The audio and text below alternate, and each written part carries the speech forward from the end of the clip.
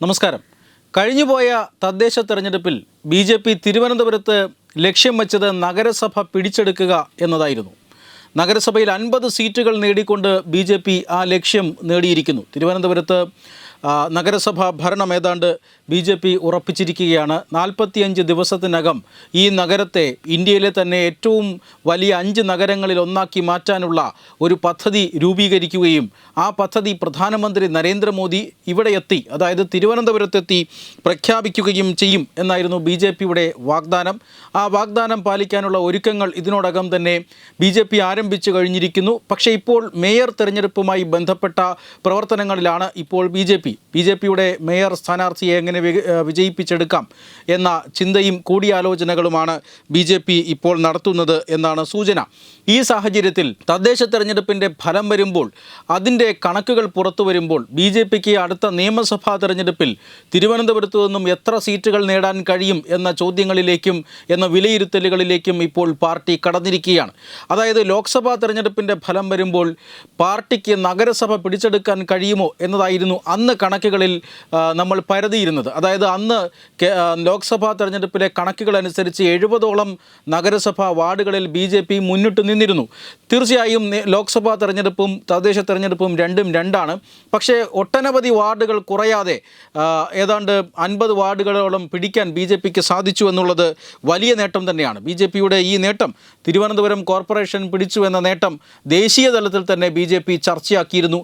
പ്രധാനമന്ത്രി നരേന്ദ്രമോദി അദ്ദേഹത്തിൻ്റെ സമൂഹമാധ്യമ പോസ്റ്റുകളിൽ ഇത് പരാമർശിച്ചു. ആഭ്യന്തരമന്ത്രി അമിത് ഷാ, അതോടൊപ്പം തന്നെ പ്രതിരോധ മന്ത്രി രാജ്നാഥ് സിംഗ്, JP നദ്ദ, UP മുഖ്യമന്ത്രി യോഗി ആദിത്യനാഥ് എന്നിങ്ങനെ നിരവധി പ്രമുഖരാണ് ഈ തിരുവനന്തപുരം കോർപ്പറേഷനിലെ BJPയുടെ വിജയത്തെ പ്രകീർത്തിച്ചുകൊണ്ട് സമൂഹ മാധ്യമങ്ങളിൽ എഴുതിയത്. മാത്രമല്ല ഉത്തരേന്ത്യയിൽ എമ്പാടും BJP അനുഭാവികളും BJP അനുകൂല ഹാൻഡിലുകളിലുമെല്ലാം തിരുവനന്തപുരം ഇപ്പോൾ വലിയ വൈറലായി മാറിക്കൊണ്ടിരിക്കുകയാണ്. തിരുവനന്തപുരത്തെ വിജയം.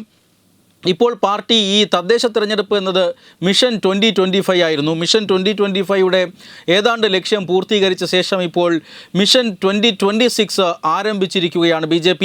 ഈ സാഹചര്യത്തിൽ 4 മണ്ഡലങ്ങൾ, തിരുവനന്തപുരം ജില്ലയിൽ 4 മണ്ഡലങ്ങൾ BJP പിടിക്കുമെന്നായിരുന്നു BJPയുടെ ലക്ഷ്യം. അതുതന്നെയാണ് ഈ തദ്ദേശ തെരഞ്ഞെടുപ്പ് പുറത്തു വരുന്ന സമയത്ത് BJPയുടെ ജില്ലാ അധ്യക്ഷൻ കരമന ജയനും തത്വമയി ന്യൂസിനോട് പറഞ്ഞതും അതുതന്നെയായിരുന്നു. ഈ കോർപ്പറേഷൻ പിടിക്കുക എന്ന പാർട്ടിയുടെ ലക്ഷ്യം അത് നേടിക്കഴിഞ്ഞിരിക്കുന്നു. ഇനിയിപ്പോൾ നിയമസഭാ തെരഞ്ഞെടുപ്പാണ്. നിയമസഭയിൽ ഈ ജില്ലയിൽ 4 നിയോജക മണ്ഡലങ്ങളിൽ BJP കൊടി പാറിക്കുക എന്നതാണ് പാർട്ടിയുടെ ലക്ഷ്യമെന്ന് പറയുന്നു. പക്ഷേ ഇപ്പോൾ ഈ തദ്ദേശ കണക്കുകളിൽ നിന്ന് തന്നെ വ്യക്തമാകുന്നത് ഏതാണ്ട് 3 സീറ്റുകളോളം ഉറപ്പിച്ചു എന്നാണ്. അതിൽ തിരുവനന്തപുരത്തെ നേമവും വട്ടിയൂർക്കാവും അതിപ്പോൾ തന്നെ ഭൂരിപക്ഷം ഉറപ്പിച്ചു കഴിഞ്ഞിരിക്കുന്നു. തദ്ദേശ തെരഞ്ഞെടുപ്പിൽ 49,288 വോട്ടുകളാണ് നേമം നിയോജക മണ്ഡലത്തിൽ BJPക്ക് ലഭിച്ചത്. ഏറ്റവും കൂടുതൽ കൗൺസിലർമാർ ഈ നേമം നിയോജക മണ്ഡലത്തിൽ നിന്നാണ് ഈ കൊല്ലം ഉണ്ടായിട്ടുള്ളത്. മാത്രമല്ല വട്ടിയൂർക്കാവ് മണ്ഡലത്തിലും പാർട്ടി 1ാം സ്ഥാനത്ത് എത്തിയിരിക്കുന്നു. 38,228 വോട്ടുകളാണ് വട്ടിയൂർക്കാവ് മണ്ഡലത്തിൽ BJPക്ക് ഈ തദ്ദേശ തെരഞ്ഞെടുപ്പിൽ ലഭിച്ചത്. ഇതിൽ നേമത്ത് 2ാം സ്ഥാനം LDFനാണ്, 42,000ഓളം വോട്ടുകൾ. UDF 25,000 വോട്ടുകളുമായി 3ാം സ്ഥാനത്തേക്ക് പോകുന്നുണ്ട്.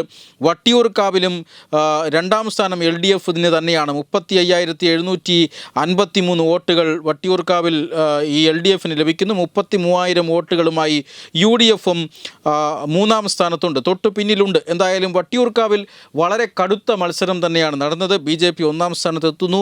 നേമത്ത് BJPയും LDFും തമ്മിൽ മത്സരം നടന്നു. എങ്കിലും ഏതാണ്ട് 7,000-ൽ പരം വോട്ടിൻ്റെ ഭൂരിപക്ഷം ഈ നേമം നിയോജക മണ്ഡലത്തിൽ BJPക്ക് ഈ തദ്ദേശ തെരഞ്ഞെടുപ്പുമായി ബന്ധപ്പെട്ടുണ്ട്.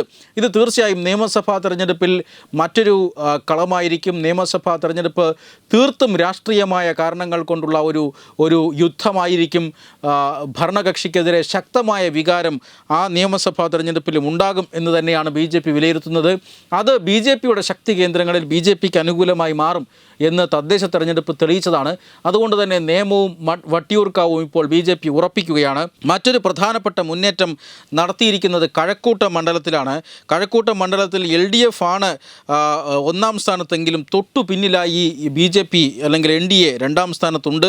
41,981 വോട്ടുകളാണ് കഴക്കൂട്ടത്ത് LDFന് ലഭിച്ചതെങ്കിൽ കഴക്കൂട്ടത്ത് BJPയുടെ വോട്ടുകൾ 40,000 കടന്നിട്ടുണ്ട്. അതായത് 1900 വോട്ടുകൾക്ക് മാത്രം പിന്നിലാണ് ഇപ്പോൾ BJP കഴക്കൂട്ടം മണ്ഡലത്തിൽ. അത് നിയമസഭാ തെരഞ്ഞെടുപ്പിൽ മറികടക്കാനാകുമെന്നാണ് പാർട്ടി നേതൃത്വം ഇപ്പോൾ വിലയിരുത്തുന്നത്. അതുകൊണ്ട് തന്നെ 3 സീറ്റുകൾ തിരുവനന്തപുരം ജില്ലയിൽ BJP ഈ ഘട്ടത്തിൽ ഉറപ്പിക്കുകയാണ്.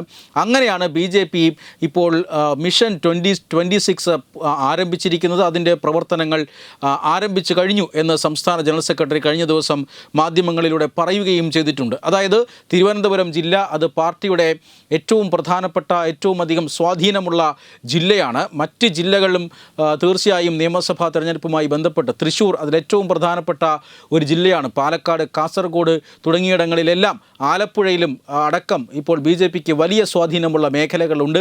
അതുകൊണ്ട് തന്നെ നിയമസഭാ തെരഞ്ഞെടുപ്പ് അത് വലിയ ഒരു ലക്ഷ്യത്തിലേക്ക് BJP വയ്ക്കുകയാണ്. പ്രത്യേകിച്ചും പ്രധാനമന്ത്രി നരേന്ദ്രമോദി നേരിട്ട് അഭിനന്ദിച്ചു സംസ്ഥാന അധ്യക്ഷൻ രാജീവ് ചന്ദ്രശേഖറിനെ. ഇതിൽ നിന്നും ഒരു കാര്യം വ്യക്തമാണ്, പ്രധാനമന്ത്രിയുടെ നേരിട്ടുള്ള ഇടപെടൽ ഒരുപക്ഷെ നിയമസഭാ തെരഞ്ഞെടുപ്പിൽ BJPക്ക് മേലുണ്ടാകും. തീർച്ചയായും പ്രധാനമന്ത്രിയും അതുപോലെ തന്നെ കേന്ദ്ര നേതൃത്വവും എല്ലാം നേരിട്ട് ഇടപെടും. പുതിയൊരു വർക്കിംഗ് പ്രസിഡന്റിനെ, ദേശീയ വർക്കിംഗ് പ്രസിഡന്റിനെ BJP തിരഞ്ഞെടുത്തിട്ടുണ്ട്. അദ്ദേഹത്തിൻ്റെയും പൂർണ്ണമായ മേൽനോട്ടം കേരള നിയമസഭാ തെരഞ്ഞെടുപ്പിന് ഉണ്ടാകും എന്നുറപ്പാണ്.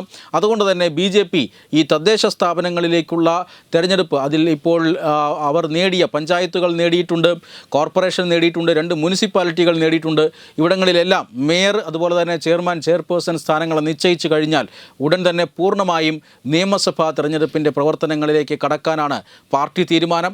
ഇതിനോടകം തന്നെ നേമത്ത് താൻ മത്സരിക്കും എന്ന് പാർട്ടി അധ്യക്ഷൻ പ്രഖ്യാപിച്ചു കഴിഞ്ഞു. നേമം മോഡലിൽ മറ്റ് മണ്ഡലങ്ങളിലും മറ്റ് A ക്ലാസ് മണ്ഡലങ്ങളിലും ഇപ്പോൾ തന്നെ സ്ഥാനാർത്ഥിയെ പ്രഖ്യാപിച്ച് മുന്നോട്ട് പോകാനായിരിക്കും BJP ശ്രമിക്കുക. വെബ് ഡെസ്ക് തത്തുമൈ ന്യൂസ്.